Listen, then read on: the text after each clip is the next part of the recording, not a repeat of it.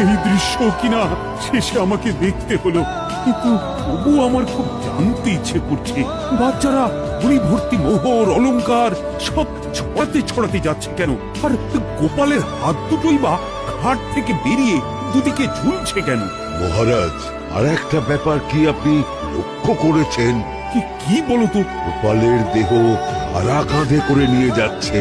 হ্যাঁ হ্যাঁ, ওই তো মন্ত্রী, সেনাপতি, জ্যোতিষী আর পণ্ডিত। আসলে গোপালের এই শেষ যাত্রা আমাদের কিছু শিক্ষা দিয়ে যাচ্ছে মহারাজ।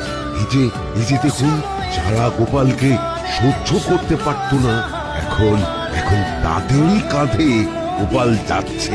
তার মানে শেষ পর্যন্ত কেউই কারোর শত্রু থাকে না, সবাই মান অভিমান করে